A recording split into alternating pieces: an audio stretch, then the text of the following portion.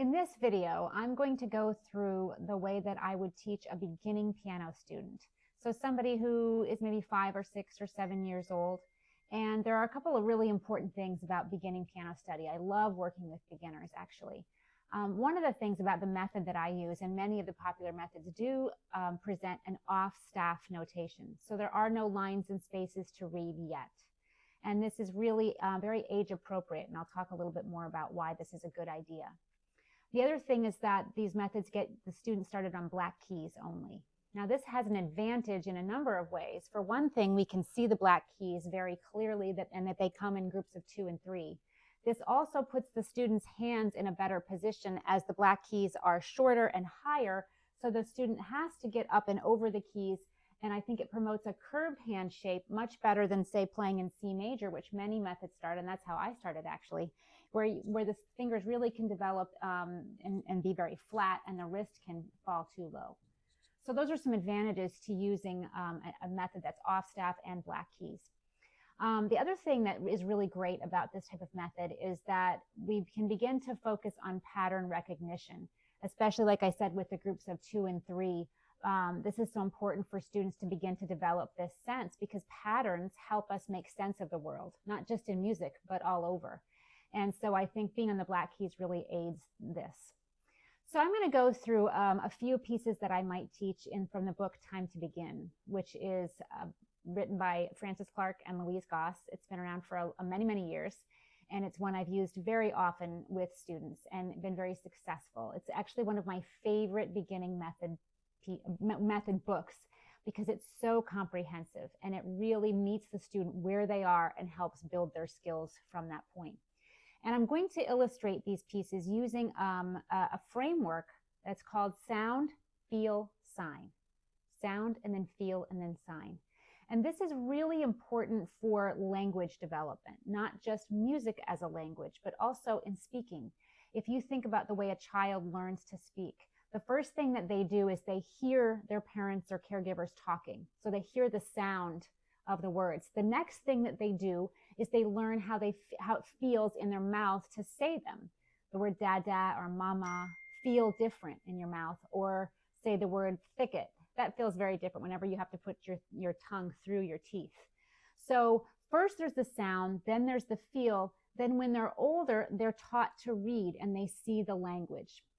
So it's the sound and the feel and then the sign. And too often music is taught in exactly the opposite way.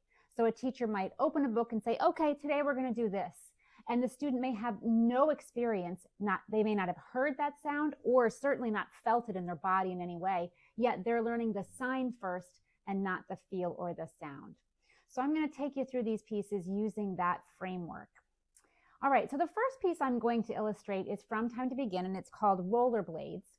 And let me just switch over to this scene. I'm going to go this way.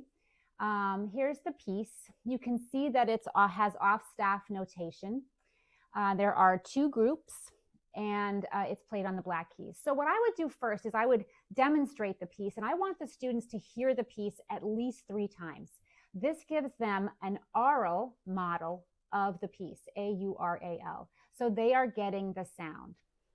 And I would have them listen and watch for things as they're hearing me play. So I would tell them before I play, I'm going to ask you some questions when I'm done. First, I would just sing and play for them. Left, right, left, look at me, gliding by, fast and free. Okay, so that's the first time. The second time, I might say to them, now I'm going to ask you some specific questions. Or if I think that they're really on top of things, I would ask them right from the start. I would say, was that piece played on black keys or white keys? And of course, they would say black. I would say, was it on the group of two black keys or 3? And they would hopefully say 2.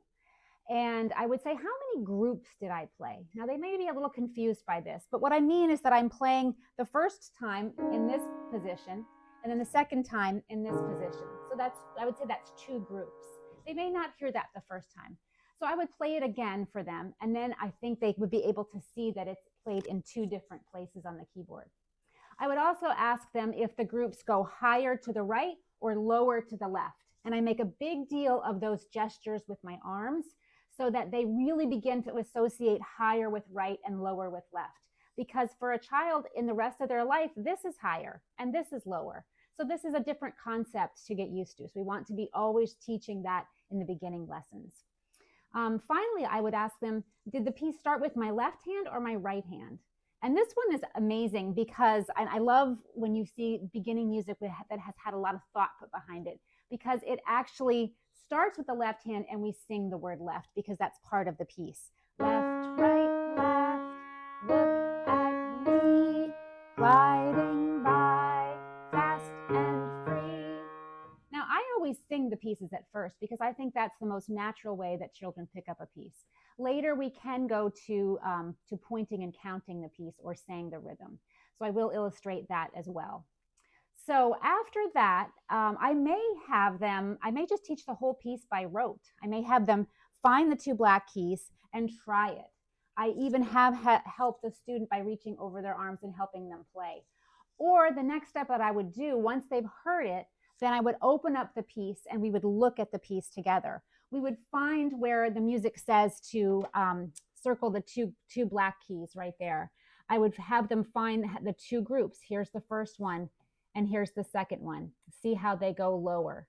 I would have them look at the first note starting with the left hand and see that stem goes down. And that's something I would have taught them before this lesson.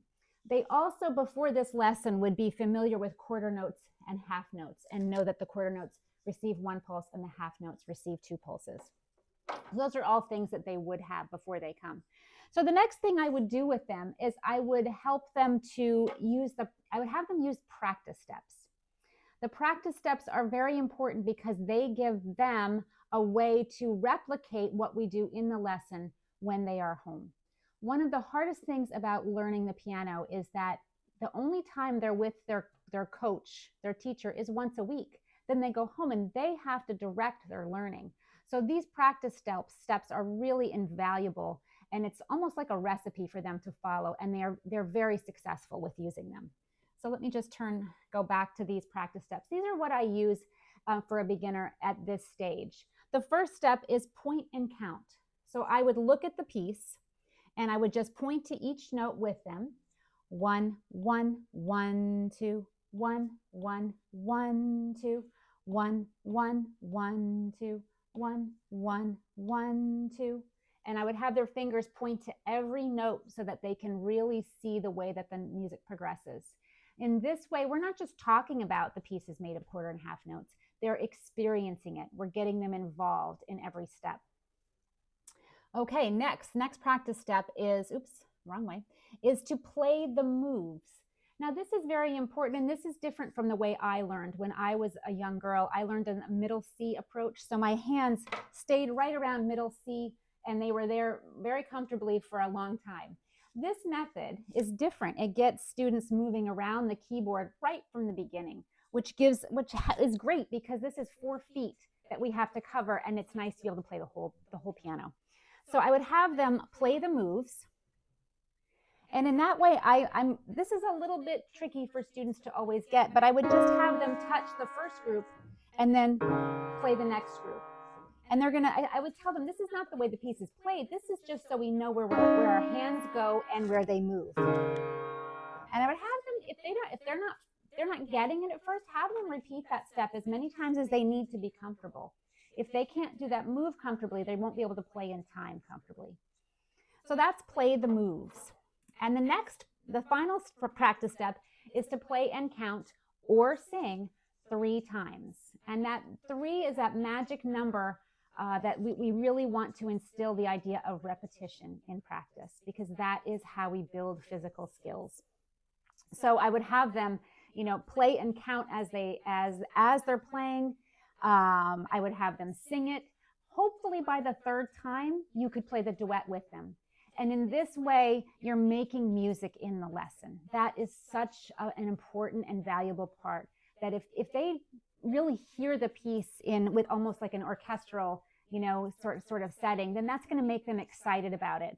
Because when they go home, they won't have that extra part. But when you're in the lesson, make music. So that's kind of guiding you through the piece Rollerblades. Next, I'd like to take a look at the piece On the Bleachers. This one is a little bit further on in the book. And if you notice, this one starts on the group of 3 blacks instead of 2. So I would begin in the exact same way. The first thing I would do is demonstrate for them, and I would ask them questions when I'm done. And this one is different because it starts with 2 right hands, so it's repeated notes, and that's a new concept, and it's going to be a new feel. Then it's different from going back and forth. This is a very natural feel. That's what rollerblades did. But when you have to go right, right, left, that feels very different for students. So I would play climbing up, row by row. From the top, we'll see the show. And I'd play it out nice and big so they really get the feeling. And then I would go through those same questions with them. Is this piece on black keys or white keys? They would say black. I would say on the group of 2 or 3. Hopefully they would see that it's on the group of 3. Is it going higher or lower? And hopefully they can see higher to the right. And then we have a nice discussion of what are bleachers. Sometimes kids don't know what bleachers are. And then we talk about at a football game, you climb the bleachers and go higher and higher so everybody can see. Because if they were flat, then people in the back wouldn't be able to see the game or the show. So the next thing that I would do is ask how many groups.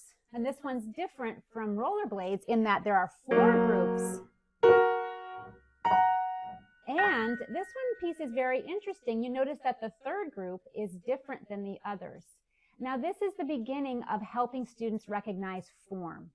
Form in music is simply that we're looking for what's the same and what's different and how the piece is built or constructed.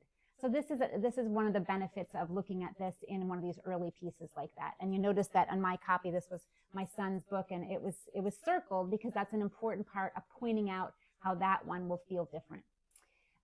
So we've gone through the questions, and we know that it's going higher. And then the most important thing for them to see is that the right hand plays twice at first.